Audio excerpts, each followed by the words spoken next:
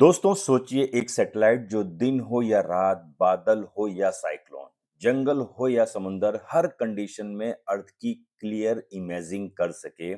और अब तक दुनिया में या तो ऑप्टिकल सैटेलाइट होते थे या रडार सैटेलाइट होते थे, लेकिन इंडिया ने कर दिया है इम्पॉसिबल को पॉसिबल। जी हाँ दोस्तों, एक इंडियन स्टार्टअप ने बना दिया है दुनिया का पहला सैटेलाइट जिसमें दोनों टेक्नोलॉजी एक साथ इंटीग्रेटेड हैं। और इसी वजह से हमारे पीएम मोदी ने खुद मिशन दृष्टि को इंडिया का इनोवेशन का एक सिंबल बताया है। तो आइए चलिए जानते हैं कि आखिर क्या है मिशन दृष्टि, कैसे काम करता है, क्यों पूरी दुनिया इस इंडियन टेक्नोलॉजी को सीरियसली ले रही है। तो वीडियो में अंत तक बने रहिएगा और मैं आपको इसको सरल शब्दों में समझाने का प्रयास करूंगा। स्वागत है आप सभी का मेरे YouTube channel nation insight with Vikas Mishra. और आइए जानते हैं किस तरीके से अलग अलग न्यूज चैनल ने इस खबर को कवर किया है। सबसे पहले देखिए, इंडियन एक्सप्रेस ने कवर किया है कि first of its kind satellite by Indian startup flies on space x rocket. ये ऐसा पहला सैटेलाइट है जो इंडियन स्टार्टअप के द्वारा लॉन्च किया जा रहा है स्पेस रॉकेट पर। और ये कौन सा सैटेलाइट है जिसका स्टार्टअप कंपनी ने लॉन्च किया, उसका नाम है गैलेक्सी आई लॉन्चेस दृष्टि satellite, says it's the world first opto SAR। तो मैं आपको आगे इस वीडियो में बताऊंगा कि ऑप्टो SAR सैटेलाइट एक्चुअल में है क्या, ये किस तरीके से काम करती है और इसका यूटिलाइजेशन किस तरीके से, और ये वर्ल्ड की पहली ऑप्टो SAR सैटेलाइट कैसे बन गई। वो सारी चीजें आपको मैं समझाऊंगा इस वीडियो में, लास्ट तक बने रहिएगा। और मैं आपको बताऊंगा कि मिशन दृष्टि एक्चुअल में है क्या। इससे पहले आप देखेंगे कि mission Drishti and the opto SAR breakthrough क्या है।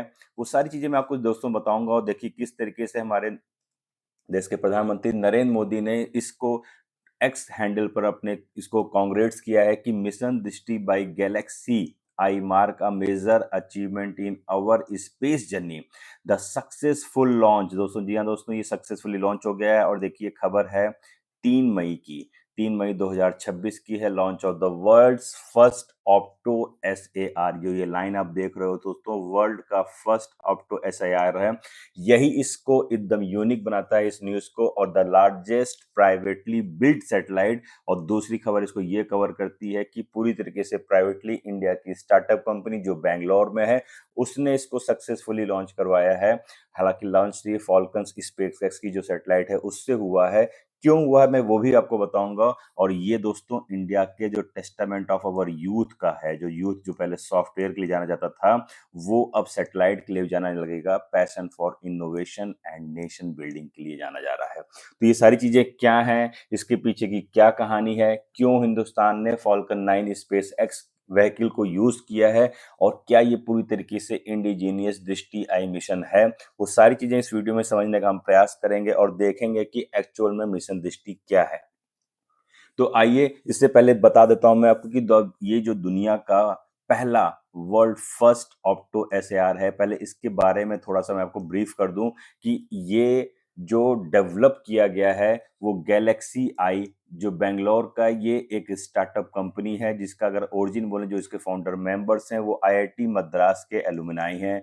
और ये इंडिया का largest privately developed earth observation satellite है। दोस्तों जी आप सही से सुन रहे हो, ये इंडिया का largest privately developed earth observation satellite है। मैं ये सारी टर्मिनोलॉजी आपको इस वीडियो में आखिर में समझाऊंगा, सारी चीजों को एकदम सिंपल करके समझाने का प्रयास करूंगा। तो बने रहिएगा वीडियो में आखिर तक और देखिएगा कि किस तरीके से इस सैटेलाइट ने पूरे विश्व में हिंदुस्तान का नाम ऊंचा किया है, और क्या है इसकी खासियत, और क्यों है हिंदुस्तान के लिए इतना बेनिफिशियल। इसका वेट है दोस्तों 190 kg। और अगर देखा जाए तो ये पहला वर्ल्ड का इंटीग्रेटेड ऑप्टो SAR सैटेलाइट है। तो आगे मैं आपको बताऊंगा क्या होता है ऑप्टो और क्या होता है SAR सैटेलाइट। वो सारी चीजें नेक्स्ट स्लाइड में हम देखने और समझने का प्रयास करेंगे। तो आइए चल के देखते हैं कि क्या है इसकी एनाटॉमी, इसकी संरचना क्या है मिशन दृष्टि की। तो ये मैं आपको फिगर के माध्यम से समझाने का प्रयास करूंगा और सारी चीजें 1 to 1 इसको समझिएगा। पहला देखिए, आपको इसमें जो दिख रहा है ये क्या है, ये आपका है इलेक्ट्रो ऑप्टिकल सेंसर एरे। तो आइए चलिए देखते हैं कि देखिए आप जानते होंगे कि अर्थ ऑब्जर्वेशन सैटेलाइट काफ़ी ज़्यादा भेजी जाती थी, इससे पहले भी भेजी जाती थी, हिंदुस्तान में भेजी जाती थी, अलग-अलग नेशंस में भी भेजी जाती थी। बट ये मिशन दृष्टि का जो अर्थ ऑब्जर्वेशन सैटेलाइट है, क्यों ऑब्जर्वेशन सैटेलाइट से अलग है? देखिए, होता क्या है कि स्पेस से अर्थ को ऑब्जर्व करना और डेटा कलेक्ट करने का काम करती हैं ये अर्थ ऑब्जर्वेशन सैटेलाइट। जैसे एग्जांपल फॉर आप समझिए कि अगर आपको सेट स्पेस से अर्थ की फोटो लेना है, वेदर का पैटर्न देखना है, क्रॉप्स को मॉनिटर करना है, मिलिट्री के मूवमेंट को डिटेक्ट करना है, फ्लड्स और डिजास्टर्स को ट्रैक करना है, ये सारी चीजें अर्थ ऑब्जर्वेशन सैटेलाइट करती थी। तो आप सोच रहे होगे तो भाई इसमें क्या आपने नया कर दिया, ये तो पहले भी सैटेलाइट करती थी। जी हाँ दोस्तों, नया किया है। और नया क्या किया है, ये मिशन दृष्टि का जो बेंगलुरु बेस्ड स्टार्टअप गैलेक्सी आई है, उसने जो डेवलप किया है आईआईटी मद्रास के एलुमनाई के द्वारा, क्या यूनिक है वही चीज तुम्हें बताने यहाँ पर आया हूँ कि ये ऑप्टो एसएआर टेक्नोलॉजी एक्चुअल में क्या है। देखिए ऑप्टो एसएआर पहली बार समझिए, ये ऑप्टिकल प्लस एसएआर सैटेलाइट, जो दो सैटेलाइट पहले अलग अलग भेजी जाती थी, यहाँ पर इंटीग्रेटेड सैटेलाइट एक सैटेलाइट बना करके भेजा गया है, यानी दो टेक्नोलॉजी का यहाँ पर फ्यूजन किया गया है। जहाँ पर एक तरफ ये ऑप्टिकल सैटेलाइट है, दूसरी तरफ दोस्तों ये एसएआर सैटेलाइट है। ये एसएआर सैटेलाइट है, ये ऑप्टिकल सैटेलाइट है, और ये पूरा दृष्टि जो है इन दोनों का इंटीग्रेटेड वर्जन है। अब आप समझ में आइए, ये दोनों इंटीग्रेटेड वर्जन एक साथ लॉन्च किए गए हैं। और अब मैं आपको बताऊंगा कि इन दोनों का वर्क क्या है। पहले मैं आपको बताऊंगा इनका ऑप्टिकल सैटेलाइट का वर्क क्या है, फिर आपको बताऊंगा एसएआर जिसको बोलते हैं सिंथेटिक एपर्चर रडार सैटेलाइट, इन दोनों का वर्क क्या है। ईओ जो फुल फॉर्म किसको बोलते हैं, इलेक्ट्रो ऑप्टिकल, ये बेसिकली देखिए दोस्तों नॉर्मल कैमरे की तरीके से काम करता है। मतलब कि सैटेलाइट सनलाइट रिफ्लेक्ट होने के बेसिस पर इमेज कैप्चर करता है। ध्यान से सुनिएगा, सन की लाइट के बेसिस पर रिफ्लेक्ट करके ये इमेज को कैप्चर करता है। इसके एडवांटेज क्या क्या हैं, जैसे कि ये क्लियर इमेज क्रिएट करना, कलरफुल इमेज क्रिएट करना, और इजी इंटरप्रेट करता है। इजी इंटरप्रेट करना मतलब कि आप नॉर्मली उस इमेज को देखकर समझ जाएंगे कि ये अर्थ में ये इमेज जो रिफ्लेक्ट की है किस चीज की है। अब आती है दोस्तों बात प्रॉब्लम की कि कहाँ पर ये वर्क नहीं कर पाता है। देखिए जो ये ईओ है, एक्चुअल में क्या होता है कि जब हमारे उस पे इस बादल घेर देते हैं, क्लाउड में ये नहीं बना पाता है, और रात को, क्योंकि मैंने आपको स्टार्टिंग में बताया कि ये सनलाइट को रिफ्लेक्ट करके इमेज क्रिएट करता है, तो रात में तो सनलाइट रहती नहीं, इसलिए इमेज क्रिएट नहीं कर पाता। पहली बार प्रॉब्लम इसके साथ। दूसरा, बादलों में ये क्या करता है, इमेज को कैप्चर नहीं कर पाता है, ऊपर से अर्थ की ऑब्जर्वेशन नहीं कर पाता है। तो ये दो प्रॉब्लम होती है।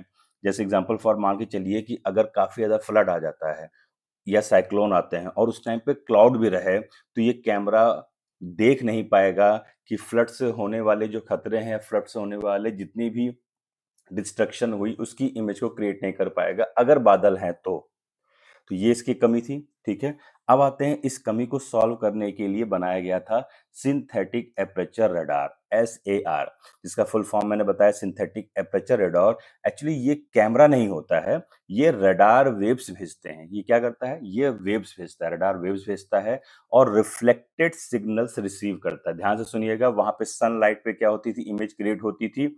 यहाँ पर क्या है कि ये रडार है जो वेव्स भेजता है और रिफ्लेक्ट होकर के सिग्नल्स रिसीव करता है। और इसका एडवांटेज ये है कि जो इलेक्ट्रो ऑप्टिकल नहीं कर पाता है वो ये करता है, मतलब कि ये रात हो या दिन इसको कोई फर्क नहीं पड़ता है, और ये प्रॉपर तरीके से वेव भेज करके रिफ्लेक्ट करके एक सिग्नल्स रिसीव कर पाता है। इवन ये बादलों में भी पेंट्रेट करके इमेज को रिसीव कर लेता है। इसका मतलब ये हुआ कि ये ऑल वेदर इमेजिंग करता है। तो आप सोच रहे हो तो भाई फिर इलेक्ट्रो ऑप्टिकल क्यों बनाया गया, कोई ज़रूरत नहीं थी, रडार बेस ही बना लेना चाहिए था। नहीं दोस्तों, प्रॉब्लम होती है। होता क्या है कि जो ये रडार बेस इमेज रिफ्लेक्ट होकर के बनती हैं, इनको इंटरप्रेट करना काफ़ी डिफ़िकल्ट होता है। और इसी चक्कर में, जैसे मान के चलिए, अगर मैं एग्ज़ाम्पल फॉर बोलूँ कि आपकी बॉडी के किसी पार्ट का एक्स-रे करना हो, और जो उसकी एक्स-रे की जो फ़िल्म आती है, तो क्या उसको आप ईज़िली समझ पाते हो कि वो इमेज में क्या प्रॉब्लम है? उसको आपके डॉक्टर जो होते हैं, वो समझ कर बता पाते हैं कि हाँ, इसमें ये बीमारी है या ये चीज़ें रीज़न होके आ रही हैं। सेम उसी तरीके से जो रडार से रिफ्लेक्ट होकर के इमेज आती है, उसको इंटरप्रेट करना थोड़ा-सा टफ होता है। इसलिए रडार और इलेक्ट्रो ऑप्टिकल दोनों का अपना अलग-अलग यूज़ होता है। अब देखिए हमारे जो हिंदुस्तान के जो इंजीनियर्स हैं या हिंदुस्तान के जो साइंटिस्ट हैं, उन्होंने सोचा कि अगर इन दोनों को कंबाइन कर दिया जाए और इन दोनों को कंबाइंड करके अगर हम एक सैटेलाइट बना दें और फिर इसका यूज़ करें, तो क्या ये पूरी तरीके से एक नया रिवॉल्यूशन होगा? मैं बाद में इसके बारे में बताऊँगा कि यहाँ पे जो एआई प्रोसेसिंग यूनिट इसकी लगी हुई है ये, इसका क्या वर्क रहता है और ये किस तरीके से काम करती है। मतलब कि एआई का क्या वर्क रहेगा, मैंने आपको बताया ईओ का वर्क बताया, मैंने आपको एसएआर का बताया। इसका मैं आगे आपको अगली स्लाइड में बताऊँगा और इनके बाद इसके कॉम्बिनेशन से क्या हमें फीचर्स मिलते हैं, वो भी मैं आपको नेक्स्ट स्लाइड में बताऊँगा। तो सबसे पहले सोचिए दोस्तों कि ये ऐसा क्या हुआ कि मिशन दृष्टि ने दोनों प्रॉब्लम को सॉल्व कर दिया। मतलब कि ऑप्टिकल सेंसर भी रहे और एसएआर सेंसर भी रहे और दोनों सेम लोकेशन को सेम टाइम ऑब्जर्व करते हैं और इसी को कहा गया दोस्तों ऑप्टो एसएआर।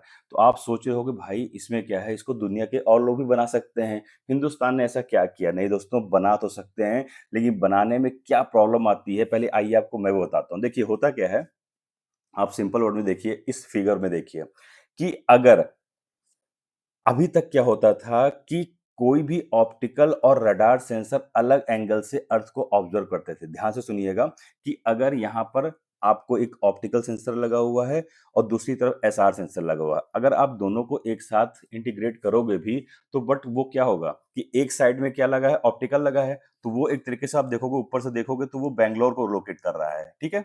वो किसको कर रहा है? वो बैंगलोर को लोकेट कर रहा है यहाँ पे, हाँ? और इधर देखिए तो दूसरा जो एसएआर लगा है वो दुबई को दिखा रहा है। तो एक तरीके से देखा जाए कि हम एक टाइम पर एक लोकेशन को क्लियर कट मेजर नहीं कर पा रहे, उसकी इमेज कलेक्ट नहीं कर पा रहे हैं। और दोस्तों यही काम गैलेक्सी ने किया और गैलेक्सी ने करके दिखाया कि हम एक ही सैटेलाइट में एक ही लोकेशन की रडार से और स्पेस से, मतलब कि ऑप्टिकल सेंसर से और एसआर सेंसर से, दोनों से कंबाइंड करके क्लियर इमेज निकाल सकते हैं। फिर चाहे बादल हो, चाहे फिर रात हो, फिर चाहे अंधेरा हो, और दोनों इमेज निकाल करके हम इंटरप्रेट कर सकते हैं। और उस इंटरप्रेट करने के लिए, उसकी इमेज को इंटरप्रेट करने के लिए इसी सैटेलाइट में एआई का यूज किया गया, जिसको मैंने यहाँ पे बताया था कि ये एआई प्रोसेसिंग यूनिट इसमें लगाई गई है। वो इसलिए लगाई गई है कि वो जो रडार से इमेज बन करके आएगी, वो एआई उसके अंदर जो है उसको क्या करेगा, कन्वर्ट करके क्लियर इमेज बना देगा।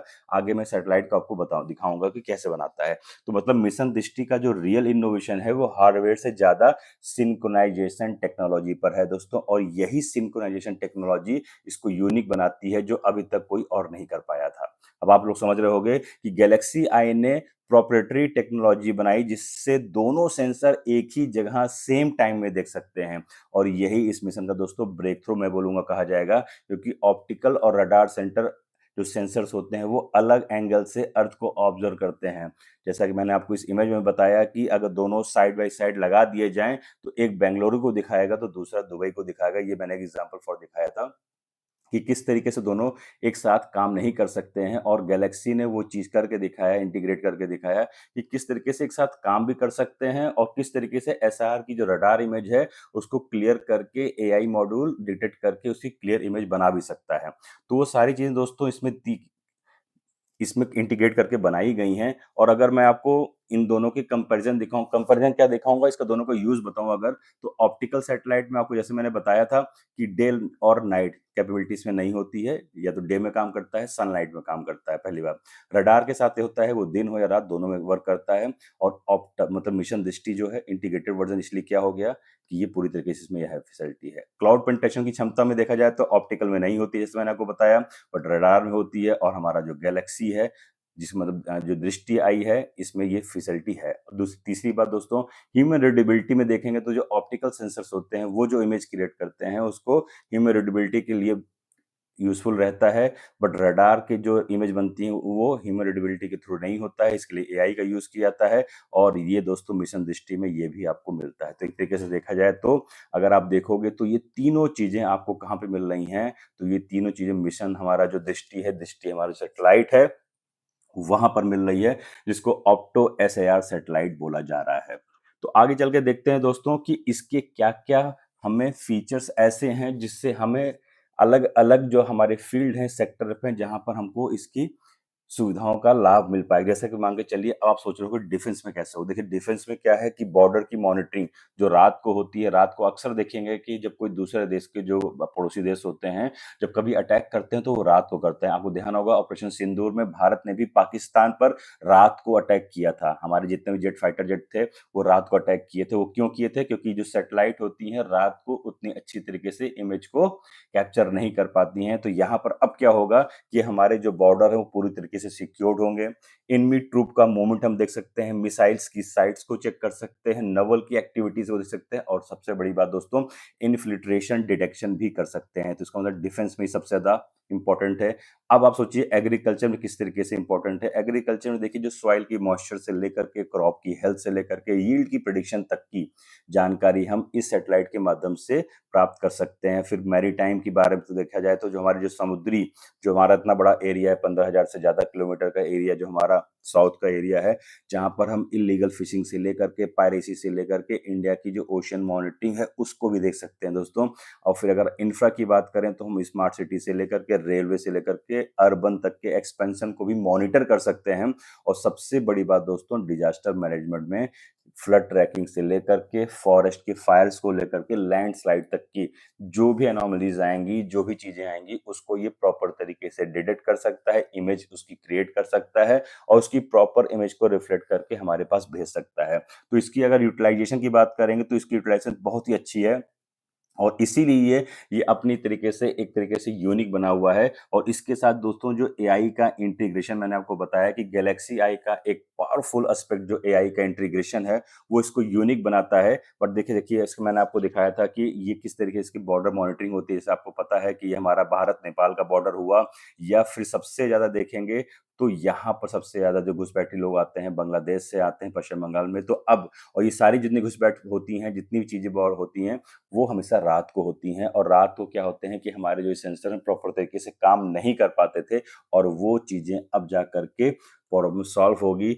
और ये एसेट ट्रैकिंग से लेकर के बॉर्डर मॉनिटरिंग से लेकर के इन्फिल्ट्रेशन वो सारी चीजें दोस्तों अब हम यहाँ पर डिटेक्ट कर सकेंगे और हमारा पूरा भारत देश उसके पूरे बॉर्डर जो है पूरी तरीके से सिक्योर्ड हो पाएंगे। तो आइए मैं आपको बताता हूँ कि इसका जो एक मैंने बताया था एआई फीचर क्या है, वो मैं आपको यहाँ पे सबसे पहले समझाने का प्रयास करता हूँ कि इसका देखिए जो एसएआर डेटा है मतलब एसएआर रडार है जो वो इमेज जो बनाता है वो इस तरीके से इमेज बना के भेजता है। अब यहाँ पे जो गैलेक्सी का एआई कोर है वो क्या कर रहा है इसको इंटरप्रेट करके इसको रिकंस्ट्रक्टेड इमेज मतलब एक क्लियर इमेज बना के देता है। Colourise optical like image of the terrain is output. इसमें मैंने आपको दिखाया है कि कंपनी के अकॉर्डिंग देखा जाए तो अगर ऑप्टिकल इमेज अवेलेबल नहीं है तो ड्यू टू क्लाउड कवर तो मैंने आपको बताया कि एआई का एसएआर डेटा तो को यूज करके ऑप्टिकल लाइक इमेज रिकंस्ट्रक्ट कर सकता है गैलेक्सी का एआई कोर। तो इसके जो मैंने तुमको 3 पार्ट बताए थे ऑप्टो, एसएआर और तीसरा एआई इस एआई का यही यूज है दोस्तों कि रडार डेटा को एआई रीडेबल इमेज में कन्वर्ट करेगा। और ये फ्यूचर ऑफ अर्थ ऑब्जर्वेशन इसलिए कहला रहा है। और इंडिया के लिए क्यों मिशन इतना इंपॉर्टेंट है मैं आपको बताऊंगा। बट उससे पहले मैं आपको कुछ एग्जांपल के थ्रू दिखाता हूँ कि किस तरीके से गैलेक्सी का एआई कोर इमेज काम करता है। जैसे मान के चलिए आप देखिए अभी क्या है कि जो सिंथेटिक एपर्चर रडार है एसएआर है वो इस तरीके की इमेज भेज रहा है और फिर हमारा जो गैलेक्सी का एआई है उसको कन्वर्ट करके क्लियर इमेज बना करके आपके पास भेज रहा है। उसी तरीके से देखिए दोस्तों यहाँ पर आप देख रहे हो कि अगर ये बादल है तो यहाँ पर इमेज लेकर नहीं आ पा रहा है आपका इलेक्ट्रो ऑप्टिकल और ये इमेज खाली दे पा रहा है। और उसके बाद हमारा जो एसएआर है वो क्या कर रहा है इस इमेज को पूरी तरीके से क्रिएट करके दे रहा है। तो मतलब ये क्या करता है एसएआर को जैसे मैंने बताया वो पेनिट्रेट कर सकता है all weather operates at night and day but produces noisy data. और यहाँ पर एआई इस नॉइजी डाटा को कन्वर्ट करके क्लियर इमेज बना करके दे रहा है।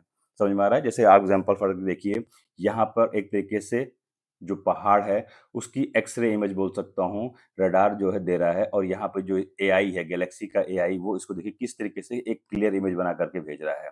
तो यही इसका मकसद था दोस्तों कि किस तरीके से वो पहले इंटीग्रेट किया गया, इंटीग्रेट करने के बाद रडार इमेज को कैसे इंटरप्रेट करना चाहिए तो उसको उसी में एआई लगा करके दिया गया है ताकि हमारे पास क्लियर इमेज आ पाए।